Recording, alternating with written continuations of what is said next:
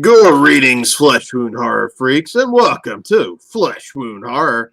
I am Pray for the Tad, joined by producer Todd.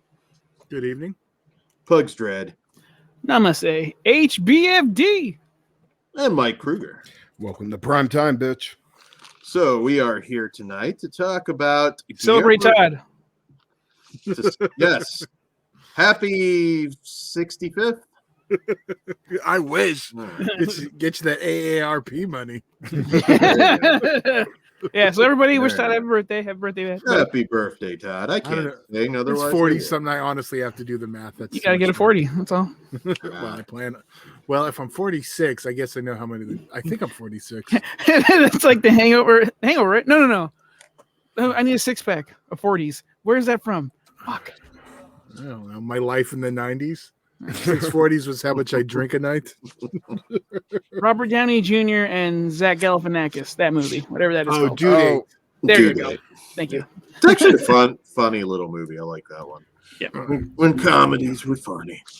All right. So, yes, we're here tonight to talk Guillermo del Toro's horror anthology show, Cabinet of Curiosities. I wish you had his accent when you said it. Damn it. On Netflix. Well, then that would have to be edited out because that would not be cool. No, I said I wish you had it, not that you were imitating it. Oh. Yeah, Darren. We I could have gotten a suit and just walked in and did the whole thing. You can't do impressions? They don't have suits with shorts, though, Dan. That could make it work. I bet Guillermo likes to rock the shorts once in a while. He doesn't even fight it at this point. Guillermo at a different point. Just needed the hat. That's all I'll say. Pants. I live in Georgia. Pants were shorts were. You live in fucking California. You think you have like colder I know, weather? and you should be comfortable unless you're working. That's the only. Wear shorts. The Cabinet of Curiosities. Yes, There it is. Cabinet of Curiosities. So we're gonna go episode by episode and see what everybody thinks, and we'll give our overall thoughts at the end. So our first episode from director Guillermo Navarro, who was a director of photography on pretty much all of Del Toro's classics, Pan's Labyrinth, Devil's Backbone, Chronos. My God. I love that man. Del Toro's hard to beat. And our first story is actually based on a short story from Guillermo del Toro, and it is Lot 36. And in this one, an ex-vet buys a storage locker. Shout out Ben Green. Contents to pay off debts, but buys more than he bargained for when he purchases a lot owned by a strange old man. So, so this basically follows this guy's kind of a hardcore racist around the early 90s, I think, Gulf War kind of era. He just wants to share, asshole. Played by Tim Blake Nelson, who a lot of people remember, Oh Brother, Where Art Thou? Amazing actor. And I don't know if a lot of you would have spotted this, but my dog loves it too. What'd you tell him? Fuck. That's what I said. But command in German. I couldn't. Yeah, that's what I thought too. So Amelia, did you recognize her?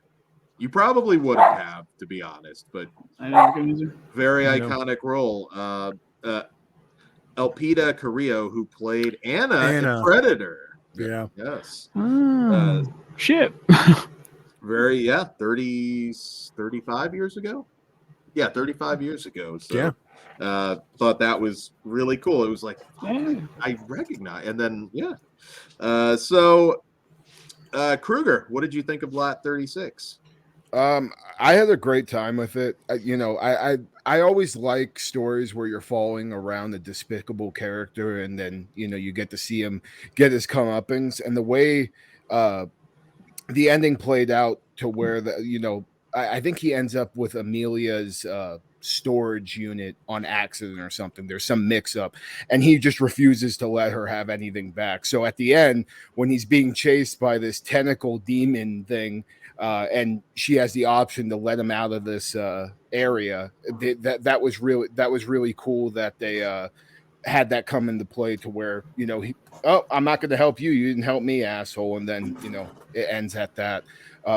Awesome creature too. I loved all the occult stuff. He ends up finding this book and trying to discover, the past of this unit and that he, bought. And it was a great time and really strong first episode. Like as soon as I saw this, I knew this show was already going to be my shit. And yeah, awesome stuff. Well, it opens up. Every episode opens up with Guillermo del Toro, so you're already playing with house money, and the fact that the story that continued to follow this, Lot 36, was excellent, fucking great, awesome acting, really cool creature. That was shocking. Not many things dropped my jaw. That did, because I was like, that's gnarly. I like this. And it's just really, really cool. This also I want more. So I'm cool with them being this short, but if they want to, I can just make these weekly movies. This was the shortest. This was 40 some minutes. Most trended a lot right more around an hour. Yeah. But yeah, this is some good shit and quality horror. Well, I won't go too far. I'll be super general. I liked Lot 36 a lot. I liked the despicable character a lot. I thought he made some valid points from his point of view, which is the first thing we get in the radio. So that was rad. But yeah, I think it's phenomenal. Just check it out and watch out for that fucking nasty tentacle thing. Yeah. Yeah, I absolutely love this. Anything that Del Toro has his name on, you're going to get something high quality. We all have our favorites, but generally speaking, the guy doesn't make shit. And even when he's producing. I thought this was fantastic. Just in general, perfect for lovers of the classic weird fiction, which we'll be talking about a little bit later, and EC Comics. Just that perfect blend. More of this, please. But Lot 36, not my favorite episode, but man, did I enjoy it a lot. I think Tim Blake Nelson, amazing actor. Sebastian Roche, who plays Roland, really good. This was just, more of this. I mean, I feel like I've watched a lot of crap on Netflix lately, and you give me more of this, man, that more than justifies the monthly fee for Netflix. I think the creature design was great. Everything was just perfect in here. Del Toro is no Rod Serling. He is a little difficult to understand at times, but okay. I do love. Well, it's right. true. He knows 2 languages. You know one. Shut up. This is true, and I would not coming off a little Caesar-y, Dan.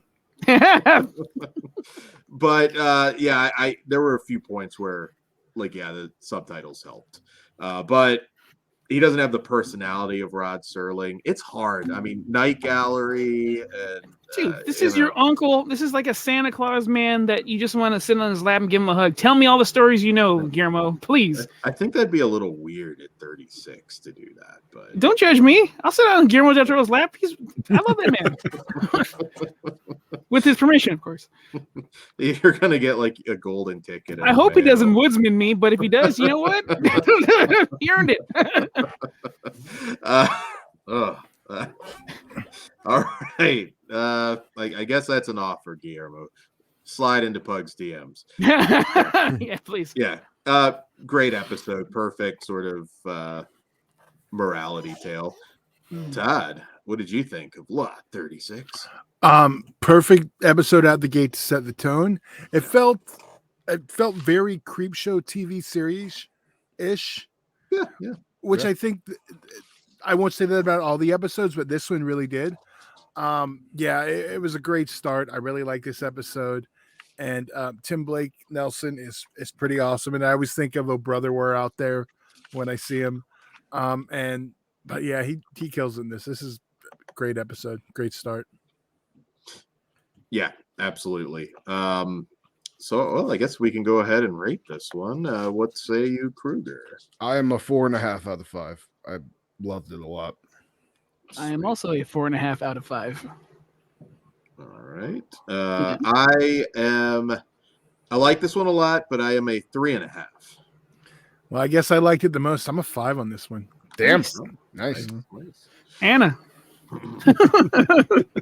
All right. So moving on to episode 2, this time from director Vincenzo Natali. And you should probably recognize that name. He's the director of Splice, Cube, one of my absolute favorites. And this is adapted from a very popular story that I'll tell you about. But first, the synopsis: Graveyard What's it called? Rats. Thank you. Graveyard Rats. A grave robber eyes the riches of a wealthy new arrival to the cemetery, but must survive a maze of tunnels and an army of rodents to secure them. All right, so Graveyard Rats is based on the Henry Kuttner Weird Tale from back in the day. It was a 1936 short story that appeared in Weird Tales, which it's become a timeless classic. It was adapted once before in Trilogy of Terror 2, but changed quite a bit. That one's very much kind of a different story, but this is fairly faithful to Graveyard Rats. You'll recognize a lot of regulars from Natali. David Hewlett in the lead, who's always absolutely fantastic. Also great on Stargate Atlantis. He's just hits it out of the park with everything he does, and it was cool getting to see him chew the scenery here. We also get Julian Richings, another regular who's been popping up in everything lately. I've always loved that guy. He's excellent. This is I'm a weird fiction junkie. The Lovecraft Circle, Kuttner. I'm a big Clark Ashton Smith fan. I just really love that era. So it's really cool seeing these kind of pulp tales get adapted. And I think Graveyard Rats is fucking phenomenal. This is just fun. I really enjoyed the first episode, but when I watched this, that's when I started messaging everybody. You gotta watch it. Like, I think this is something special. And I didn't get one of those messages, asshole. yeah, we're reviewing it, so I thought I did tell. It's not a message. You're not a member of the community, so you didn't get Oh, it. that's fine then. PM you privately, I guess. But I loved it. This one is so much fun. Look, it's hard to say, just give a blanket recommendation for everybody, but I feel like 99% of you are gonna love this. It's just a good time. Classic horror story. They hit it out of the park. What did you guys think? Well, it's funny because you mentioned the runtime of the last one. This one's even shorter. This one Oh, it clocks is? in at 37 minutes. Wow. All And right. then we jump up to the higher runtimes. Yeah. Okay. Yeah, this is another one. Yeah. It also kind of creep show-ish. I mean, it would fit good Very there. creep show. And makes sense that they were adapted it for the other thing. Yeah, this one is another I just really loved. Another one, right at the top. So like the tone for me is set on this show and I'm loving it. And this one is, it's a good one. Yeah. And read Henry Kuttner's story too. Kuttner's great. Go for it, Kruger. Yeah, I love the main character. Just the reason he's grave robbing too, like he has motivation behind it, and it makes sense. He has these sharks that are down his neck, to repay him back his money. So it makes sense why he's going through all the lengths he's going through to acquire all these people's stolen jewelry, and the way that plays out, where he ends up in a fucking underground tunnel with a human-sized rat that is a practical animatronic. That thing just looks so fucking cool. And I saw some behind-the-scenes photos of it too, and a couple of videos Netflix posted, and it just looks so badass, like awesome, like mutant-looking rat. That looked like it could come out of like Resident Evil or something. And that on top of the little undead ghoul that we run into too, that is chasing him down because he stole something of his. there's a point where he's being chased by these two things. I'm just like, this is fucking awesome. And you have this zombie chasing after him, because he doesn't have a torso, so he's just chasing on his hands, going mine, mine, mine after he steals this jewel from him. It's just so fucking fun, and the way the story closed too with that final shot, fucking amazing. Definitely one of my favorite episodes. Yeah, I enjoy this one a lot too. It was very claustrophobic at times, and I was all in. It made me like just dive into the story even more. Everyone did a fucking fantastic job. I'll just shoot a little load here, but I do think as a whole, this is like top quality horror genre material that we've got this year, and this is just a building block, a foundation to it. So, yeah, good shit. Great shit. Awesome shit. Good shit. Yeah, all that jazz. Yeah, what more to be said? Graveyard Rats, I think better than the Trilogy of Terror 2 story, which always it's well worth watching. I like Trilogy of Terror 2, but it's nice to kind of see this get like its proper due, which I think Natalie does here. So, ready to rate it? Yep. Sure. Well, I'll go first this time. It's a 5. Yeah, 5 for me too. 5 for me. Oh, I'm the asshole this time. 4.5. Sorry. Okay. It's really good though. Everybody's going to have their favorites here. So, all right, moving on to our next episode from director Speaking of favorites. David Pryor. Richard? Hold on, sorry, I lost my space. The director of Empty Man, which I was a big fan of. Me too. And I was not. You were not. I fucking hate that movie, actually. But wow. This is actually based on a 1980 Michael Shea story. And Michael Shea, kind of an unsung author, passed away probably 5 or 6 years ago. And he is a cosmic horror icon. Doesn't get his due. The Autopsy, there is a new collection with this story out there in paperback, so it's not too expensive for you guys, but I'm a big fan. Polyphemus, he's written some really cool stuff. So somebody else to check out for your readers out there.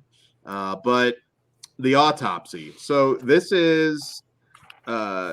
follows a seasoned sheriff who investigates a dead body in the woods and calls on an old pal, a medical examiner, to help piece together a series of chilling events.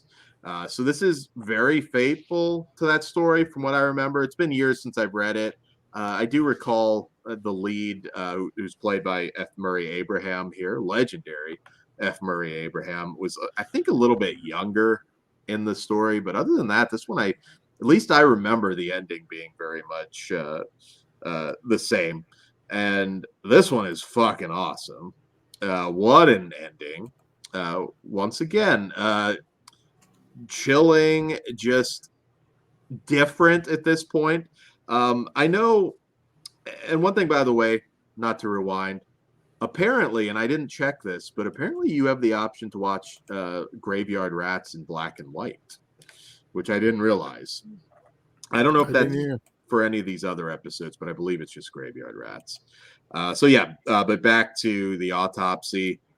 Chilling, awesome. It figures that this is the director of The Empty Man, because I thought this one just hit a fucking home run. It is scary, disturbing.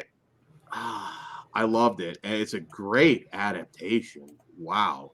What did you guys think? Pugs, I see you're excited, I think, if I'm interpreting that. No, well, what the jerk off motion was for The Empty Man, but I don't want to bring that negative energy to this review, because I do think I remember saying I did like the visuals, and here that's no different. Visually, it's fucking amazing.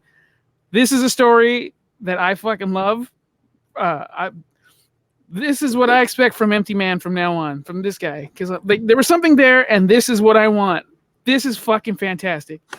The ending alone, fucking. I realize I have a really bad potty mouth. So disturbing. The ending and you. Yeah. Dude, guys, Are we saying what our favorites are as we go along? Because I'm gonna spoil it. This Sure. one's it. This is fucking fantastic. There's 3 fucking characters, and then something else happens. Everyone does like every A+ performances across the board. It looks great. I don't really think I found it scary, but I did find it like intense and dread filling. Not really like terrified or scared. But man, this was one of the coolest hours I've spent this year. I had a fucking ball with this. So the conversation on the slab. It's so fucking brilliant, man. Yeah. So. This is horror. This is fucking horror, and I agree. Don't see it done this well in TV very often anymore. How about you, Kruger? Yeah, this was fucking amazing. I mean, you guys already pointed out almost everything, but the one thing you didn't point out is how fucking gory this was. I mean, goddamn, the ending alone, like we're all talking about the final few minutes of the thing. It's so good. And yeah, you kind of have this invasion of the body snatchers type thing almost going on with this certain character, and you really feel for the what was he, the medical examiner, because of he's a dying man, and he's trying to save the world in his final few moments, and the way that all plays out is just goddamn amazing. I would argue this could may be my favorite episode as well. It has everything I love about it: aliens, gore, intense story, and amazing performances. So yeah. Yeah, count me in on this one too. I love this one. I mean, you guys kind of already covered it. Yeah, it's so dark and fucking great, and just the recording going. And I don't want to spoil anything more than just watch it. Fucking watch it. So good. 5 out of 5 for me for rating it. 5. Hey, one big hole. There we There you go. Go read some Michael Shea if you're a reader, because I know that's not a name that gets a lot of coverage. And I only read Pug's recommendations. You can also read Nightmare Sky, Stories of Astronomical Horror. My boy Salvador Ayala. His story is in it, and page 201. Please check it out. Sweet.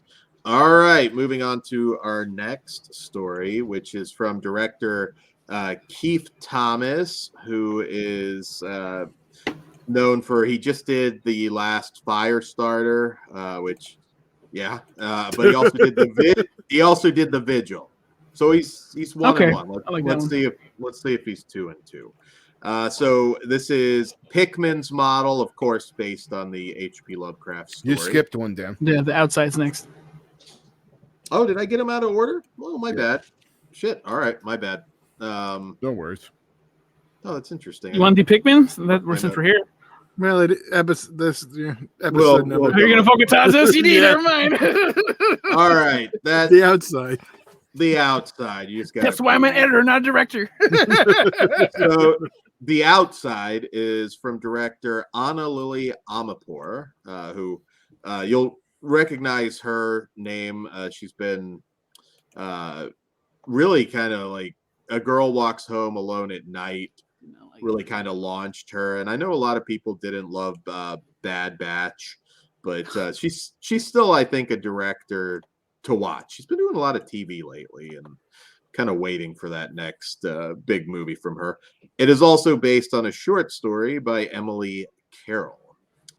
So The Outside, longing to fit in at work, awkward Stacy begins to use a popular lotion that causes an alarming reaction, while an unnerving transformation takes shape. So,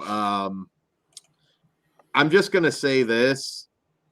Dan Stevens, the Allaglow man, he's better here than he was in The Guest. But I love The Guest. You know what? I'm going to leave it on the table. Allaglow. I couldn't get that out of my fucking head. But also Kate Micucci as Stacy. Holy shit. This is the weird one. Like, we're at this point where I'm like, man, they are really like, everything is its own unique thing. And this is the weird one. Before I get into it, though, hot tag to whoever wants to go first, because I'm really curious. This could be. I will not be surprised if you actually like this one a lot, Dan, because I cannot stand this one. But it makes sense just because I don't like this bitch's other work either. like I hated. This is going to be some people's absolute favorite and some people their least. Like it's going to be interesting. But go ahead, Bugs. It's definitely scraping the bottom of the barrel for me. Like this is a morality tale that's shitty. Like you ended up in a worse place than what you started. Like this is terrible. Fuck that. I did not like it. I love the actor. I forgot his name, but he's from Silicon Valley. Martin forgot it. Starr. There you go. That dude fucking rocks. He saved this movie from being like just a zero because I hated this girl. I liked her friends who were shitheads. This one, it's a no for me, dog. But Dan Stevens is amazing. Fuck you, Dan. And that's all I'll say. Damn, I thought he was amazing. They made a great non-Halloween action movie. I remember. Can't think of the name. Like your name.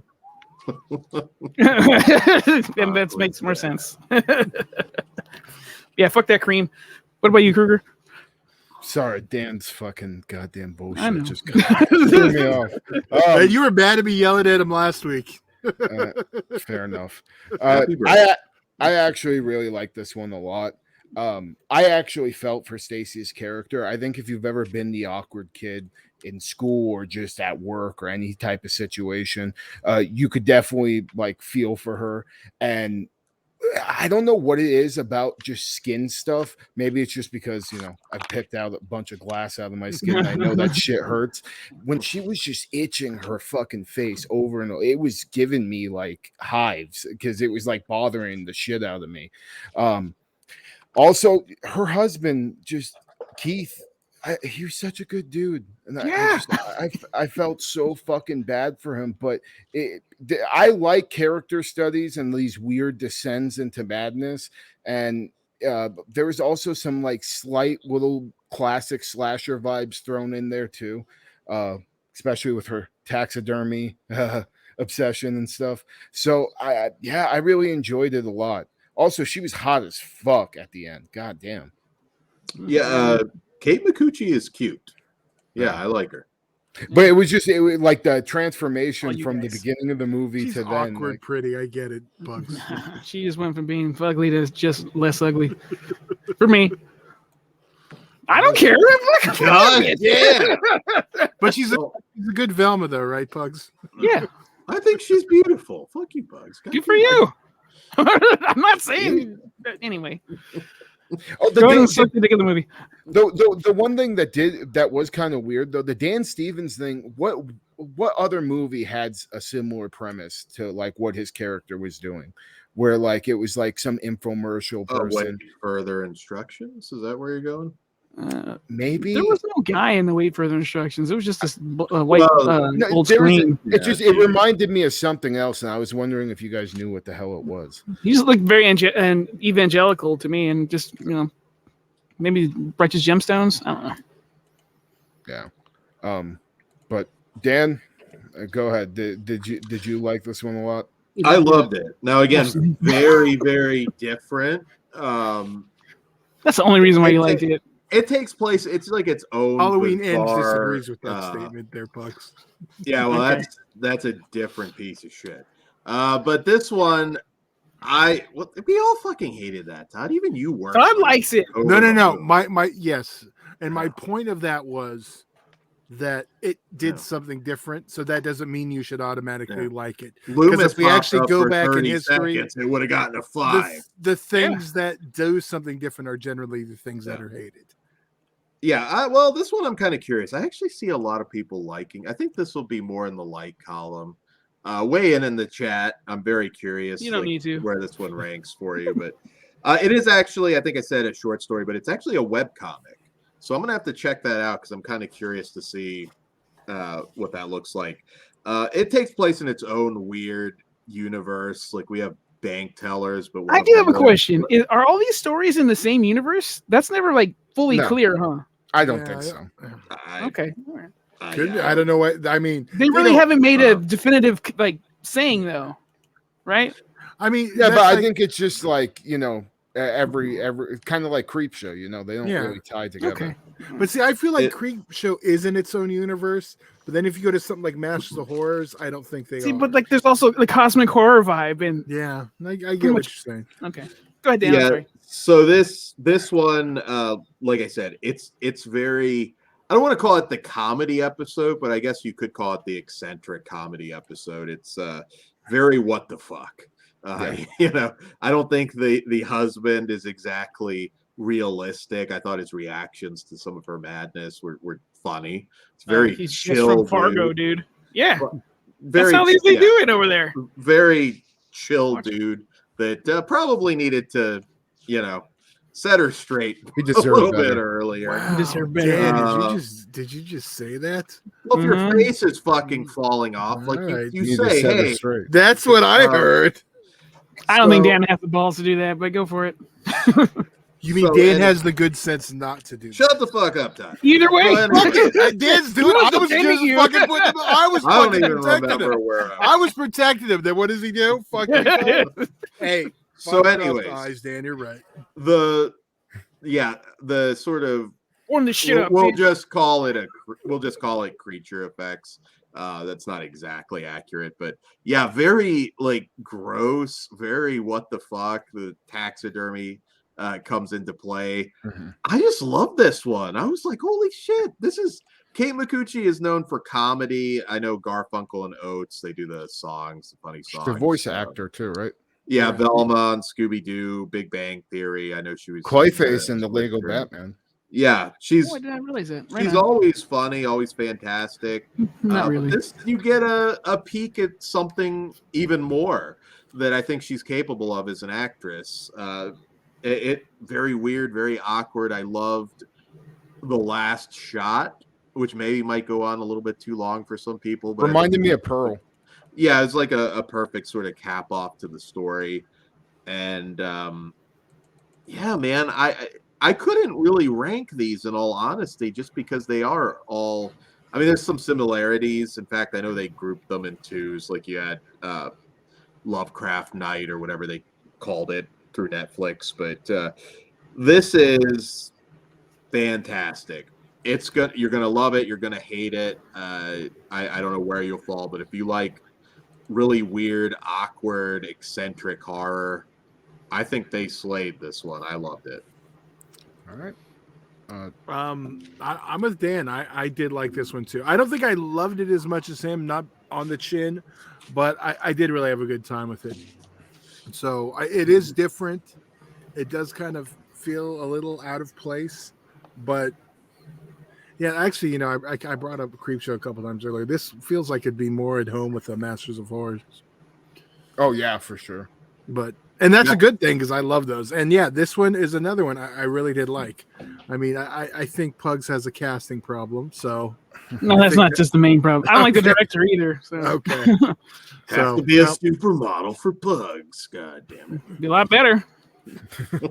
all right, yeah. All right, so well, let's go ahead and rate this one. I'm a 5. It's another 5. I am a 4 out of 5.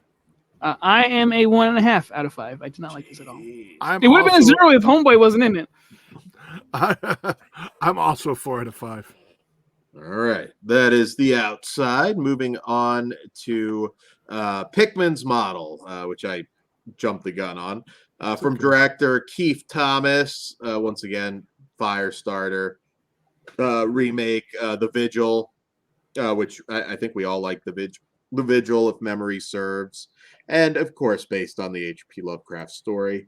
And in this one, art student Will meets introvert Richard, whose terrifying works of art begin to have a deeply disturbing effect on Will's sense of reality.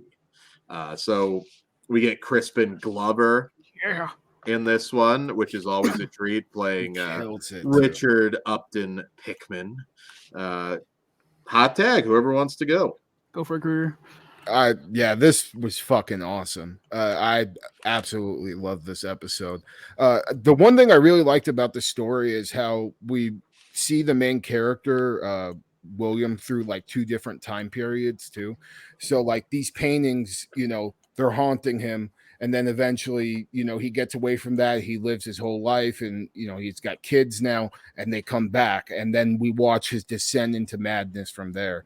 And holy shit, does this bring it home with just a balls to the wall, hardcore final act.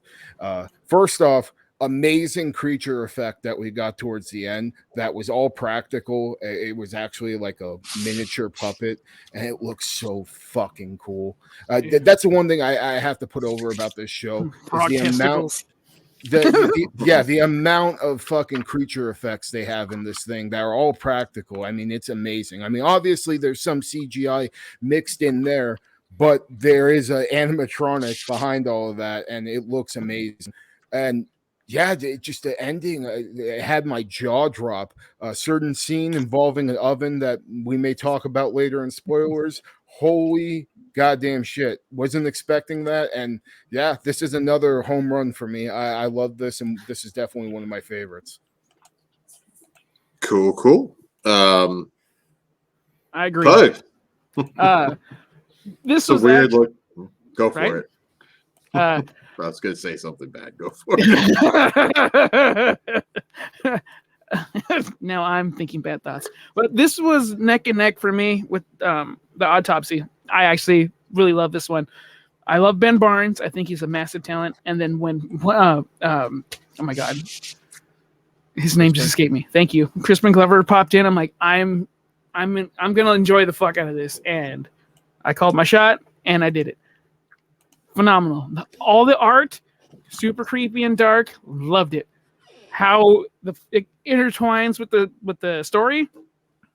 Honestly, I didn't see it coming. I'm unfamiliar with that story up until now, and the fucking testicle toad frog thing fucking owns. Yeah, I love this. This is great. Awesome ending. Fuck. See, I'm still going back and forth. I don't think it's my favorite, but it's right up there. So, I loved it, dude. I mean, it's got everything: creatures, certain violence towards Yes. Yeah. So good. Loved it. Next. So I'm a huge Lovecraft guy. It's kind of hard to adapt Lovecraft. There've been a lot of Lovecraftian films that are classics in their own right. Pickman's model is very tough because it's kind of hard to like convey that sort of unspeakable menace that just drives you mad. There is a really good Night Gallery adaptation of this, and there's also one of those H.P. Lovecraft Film Festival shorts I remember was really good as well. Pickman's model is tough. I think they do a pretty good job, kind of doing their own thing. I won't lie, not too sure about this one with the director. Like I said, he's kind of 1-1.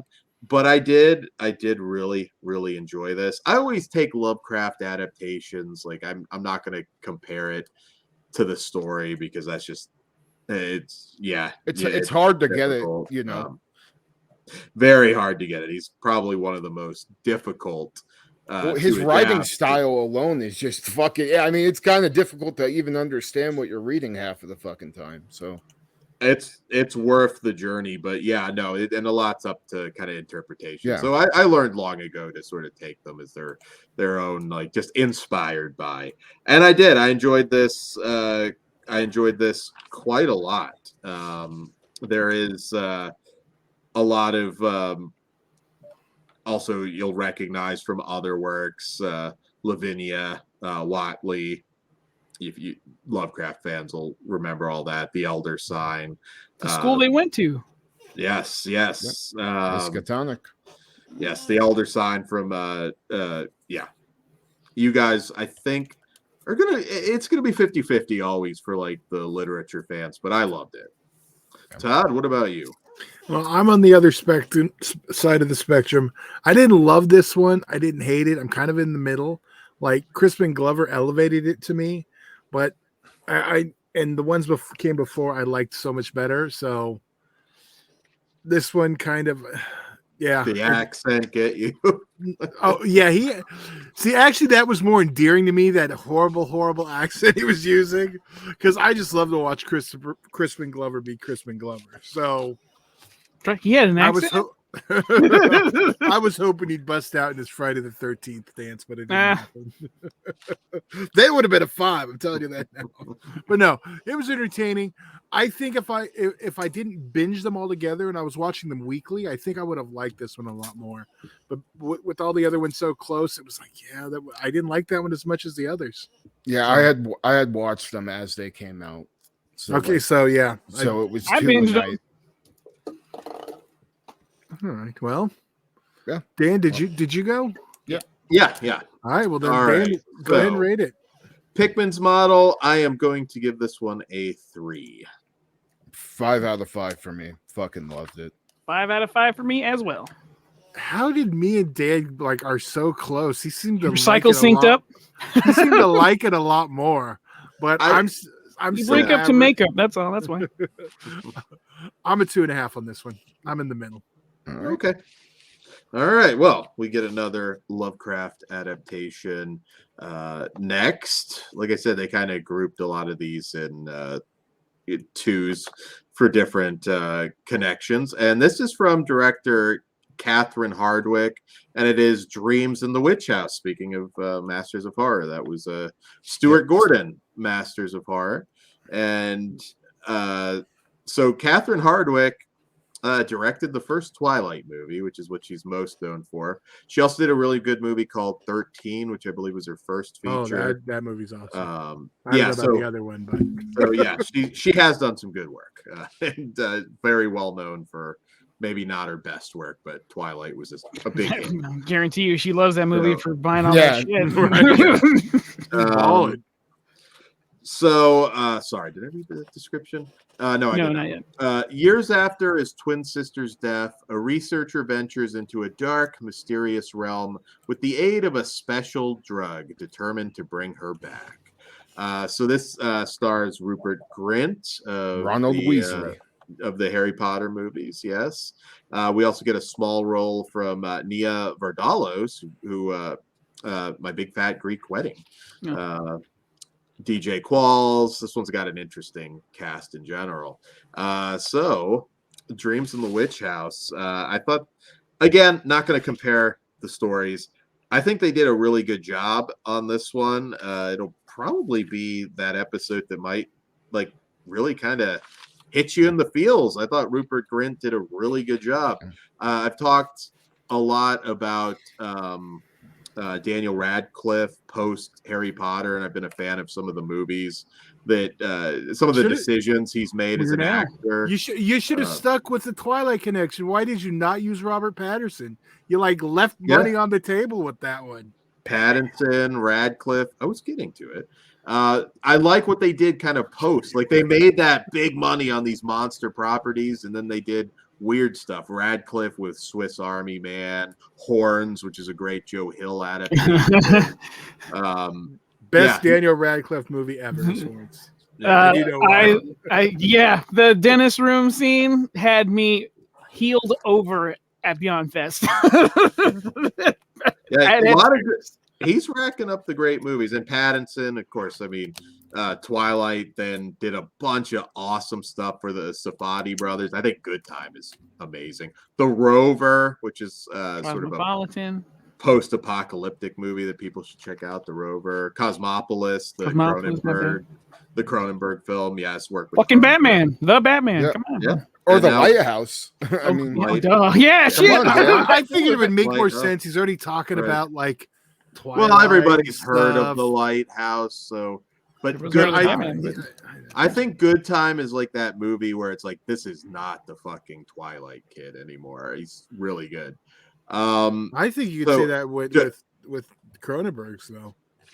That was like the first one that came out that it really turned him, I think. Oh, Cosmopolis. Yeah, you could go pretty much everything he did after Twilight was amazing. He didn't okay, I'm gonna do a romantic comedy, which I'm sure he had offers for shit like that. He just kind of went with the harder choices, and I think it paid off. Well, he had Twilight, buddy. It was the hard choice. He had a lot of fuck you money. I'll do what I want. Dreams in the Witch House. Rupert Grint. You know, I saw him in a funny movie. I think Moonwalkers it was called, with something like that, with Ron Perlman, like faking the moon landing. That sounds awesome. So I'm interested already. he's done some good stuff post Harry Potter, but here like, I don't know, maybe this is his breakout because I thought he was fantastic. I felt really bad for the guy. He's a really good dude. Like, not to interrupt you, Yeah. but he or every now and again he buys ice cream trucks and just drives around handing out ice cream to kids, like where he grew up. It's fucking rad. Unless he's a pervert, then don't do that. But I don't think he is, but I don't know. I'm sure he's just a good guy. But Dreams in the Witch House, I mean, the whole church siege scene I thought was amazing. The witch, just everything visually, emotionally. I thought they hit it out of the fucking park with this. I thought this was an excellent tribute to Lovecraft. And I did enjoy it more than Pickman's model, personally. I thought, yeah, this was just amazing. How about you guys? I'll be honest.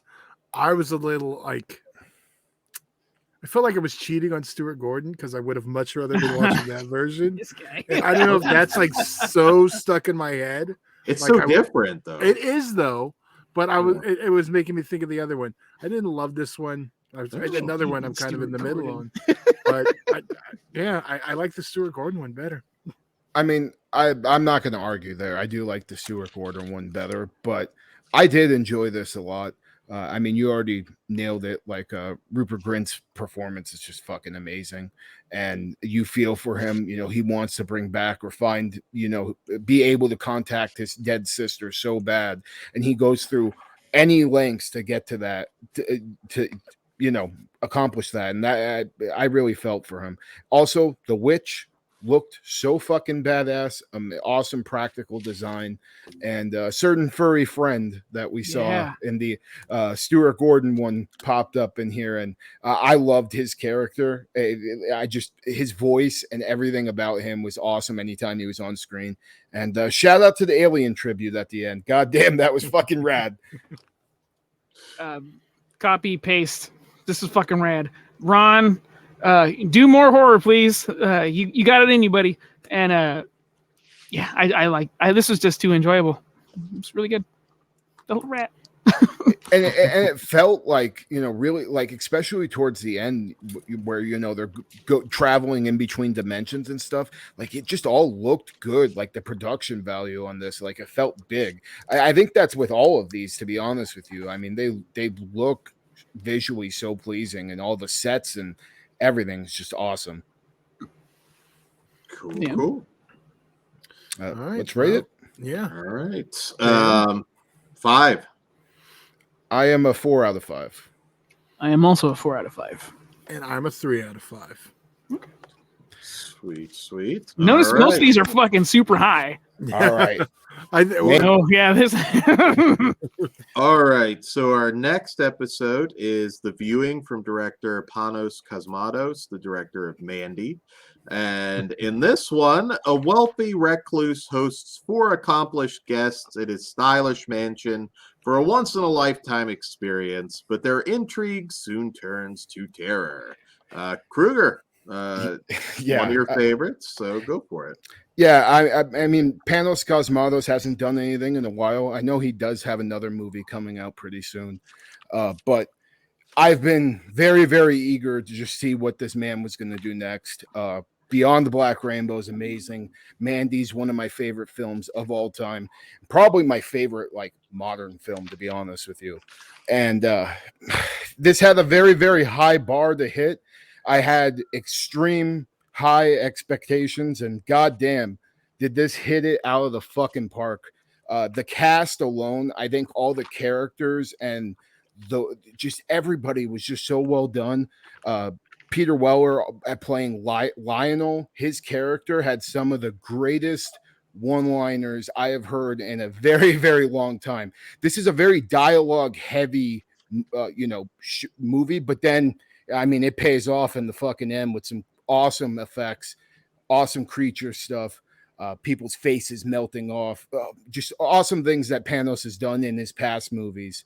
And but man, Peter Weller, as Lionel. I mean, yeah. it's such a fucking memorable character.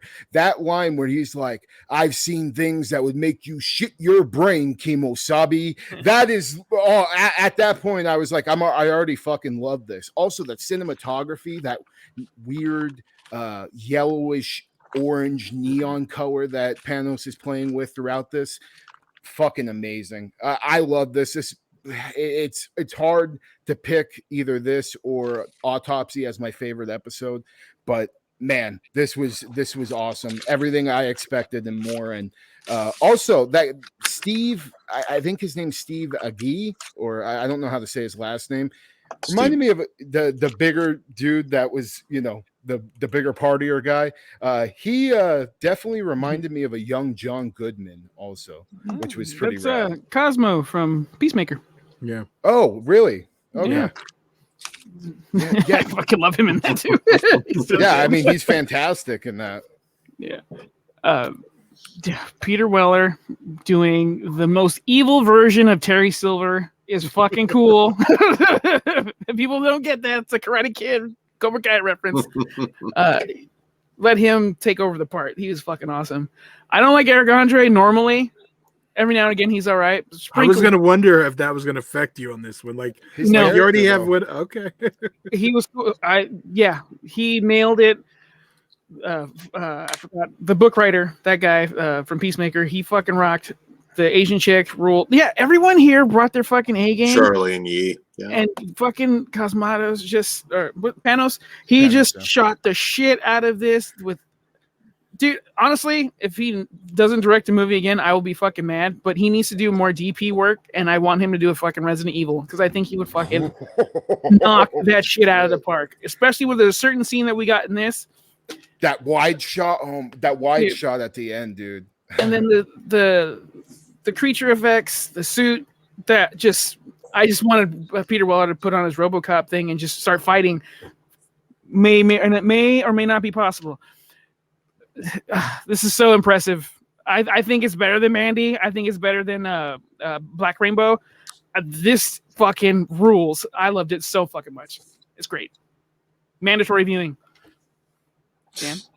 All right. So, fantastic visuals, effects, obviously. If you didn't know who directed this, it just was X'd out. You would still be able to guess who directed this. Oh, fuck. My bad. I wanted to bring up like the Jodorowsky feel, but you handle it. It's my least favorite. I didn't love it. There's not much of a story. The characters they were all kind of quirky. I love Peter Weller, obviously he's great. But everybody else was just kind of like, I get it. We're kind of doing the weird episode, but I don't know. This is not my favorite of the weird episodes here. I would go with The Outside for me. The visuals are great. It looks amazing. It didn't quite click for me. It felt a little bit longer than it had to be, and that's not good when you're dealing with a short. I don't think you really like hangout movies, Dan. Like when people just hang out and just. I love hangout movies. I don't think so because Todd would back me up on that. Hold on, what's your favorite hangout movie, Dan? Of any genre? Did I say 12 Angry Men? Hangout movie. Oh man, I'd have to run. Just like give me one or two you like. I think it's just Clerks. If you want a recent one, okay. I mean, Clerks is fantastic. I like a lot of hangout movies. I don't like the characters. Yeah, that's what I'm saying. It's probably the characters and the they're all like these, upper class like partier type. They're sitting around doing drugs literally for 30 minutes of the movie. Yeah, and that's kind of an issue because I'm like, oh wow, this looks fantastic. Obviously, this is Panos' episode. That doesn't really sustain it for 40, 50 minutes, whatever the length was on this one. I don't think it's and I loved Mandy. So again, I am a fan of the guy. It's just this one just didn't really work. Yeah, harshed my mellow, to quote Peter Weller. I don't know. It was like, okay, really, but I mean, harshing my mellow, man. If this is like the worst for me, anyways, of the series, that says a lot. Because again, it's not bad on a technical level. I just didn't connect with this one too much. It didn't work for me. So The fact Peter Weller didn't shoot anyone in the dick lowers my rating immediately. Honestly, I'm kind of closer to Dan on this one. Unlike him, I'm still on the fence about Mandy. I haven't rewatched it. I know you love it, Kruger. Which I need to do. I need to revisit it. And I'm kind of like that on this one. This one felt like a lot like I do love a hangout movie. Not that I'm saying Dan doesn't, but it didn't feel like we were really going anywhere for too long. It was just like the story didn't feel like it was being advanced to me for a while, and it kind of was like, all right, come on. But it was all character development when you're getting to know these people. I get that. It just I don't know. I found them interesting enough. See, maybe I didn't like the people.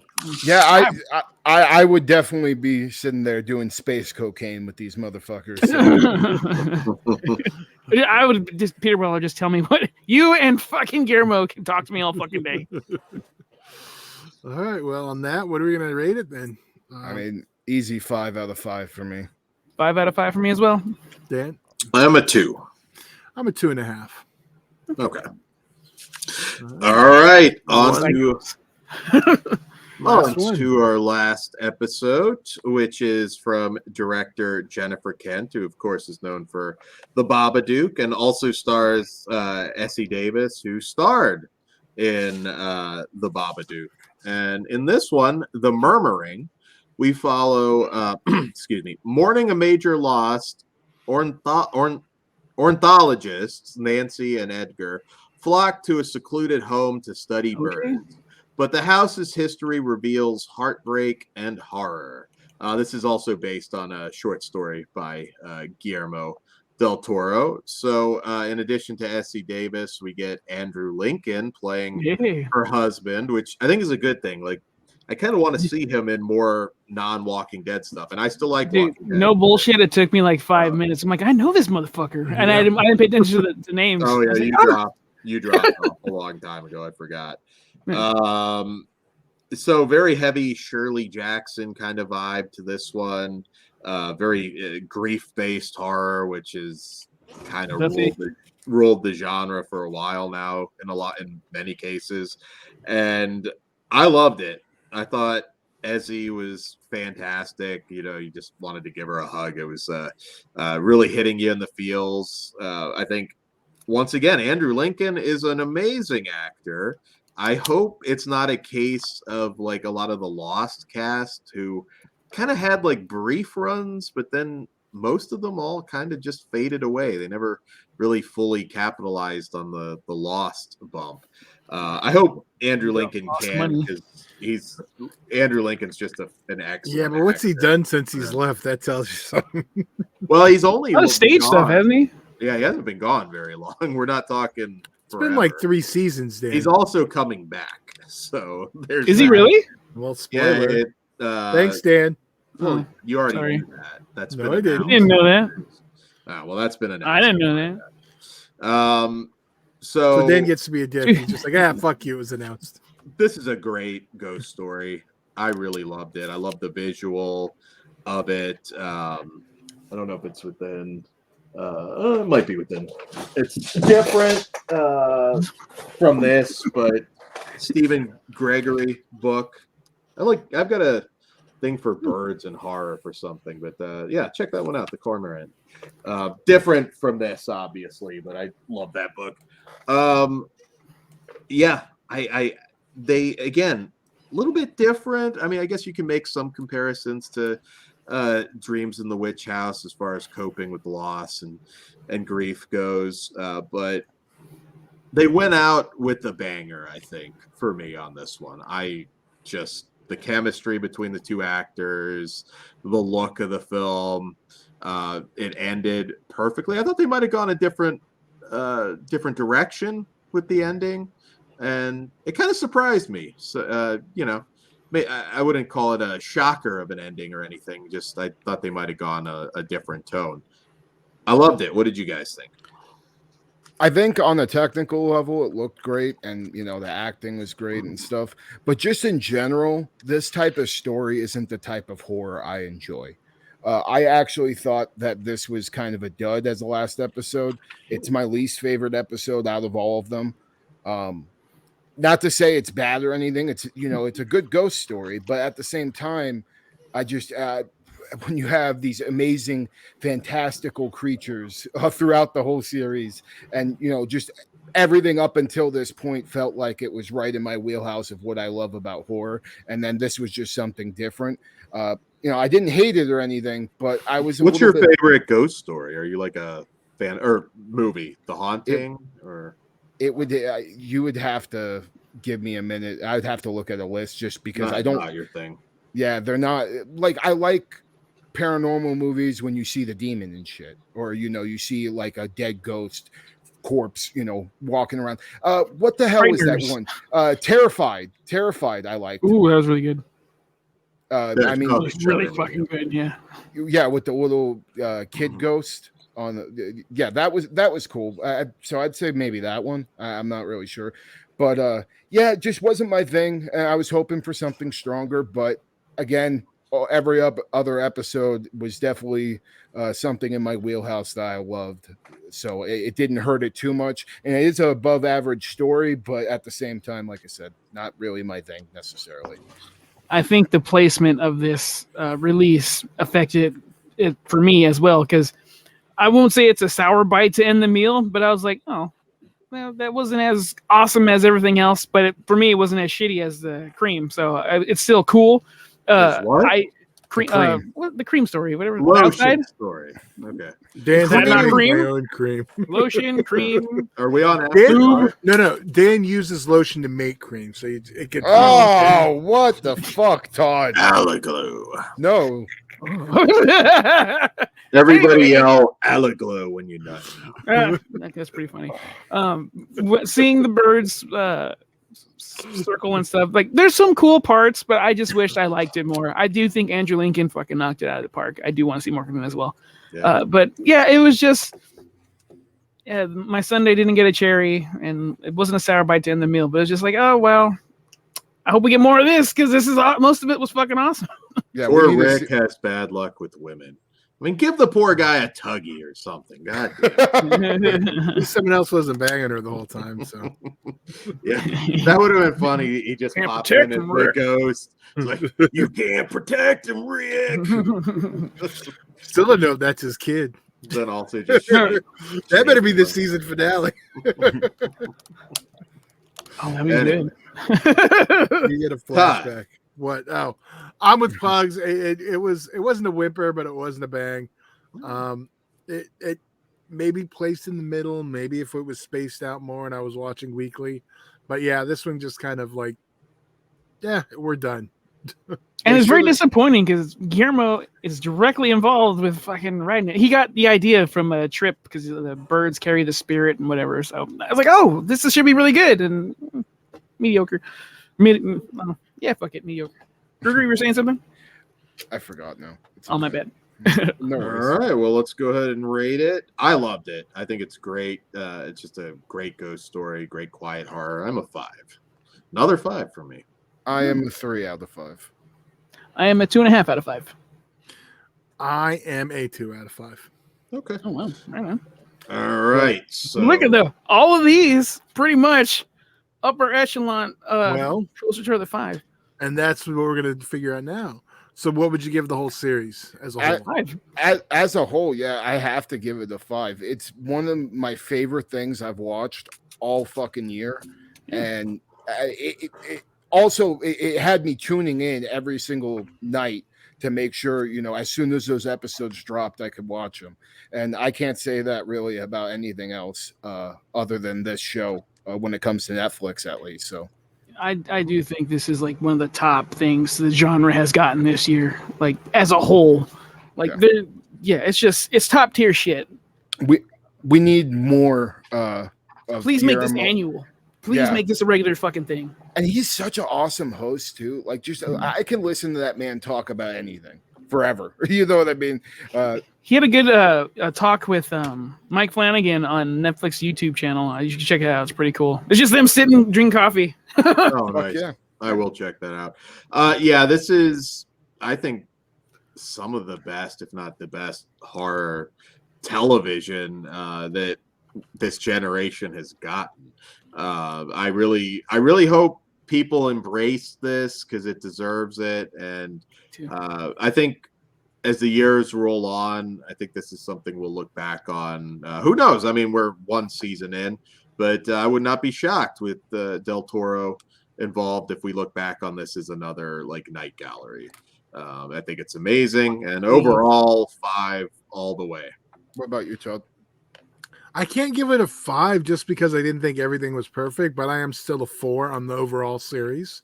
There's some 5s in there, but a series as a whole, I'm going to say it's a 4, and I do want more. I gave it a 5. I gave one of them a 1.5. I get that, and I'm just kind of like the way my brain's kind of working. It's a 4. Cool. Is there any director that you would specifically want to see on season 2? One that comes to mind just for me personally, definitely Joe Begos, and definitely fucking my mind is drawing a blank. The guy who did fucking Color Out of Space, Richard Stanley.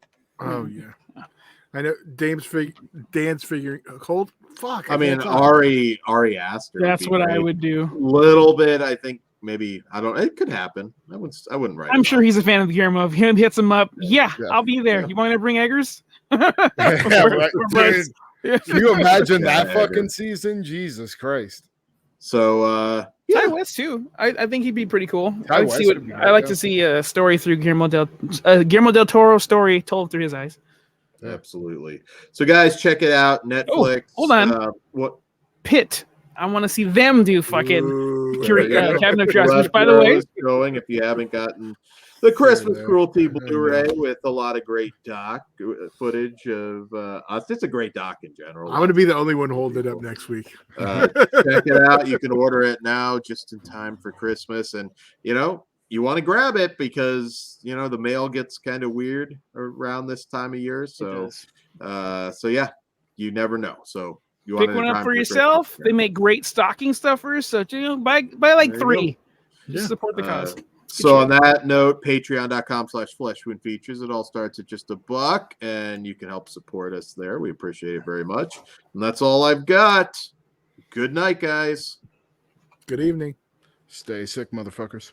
Happy birthday, Mr. Todd. I'll see you in Disneyland.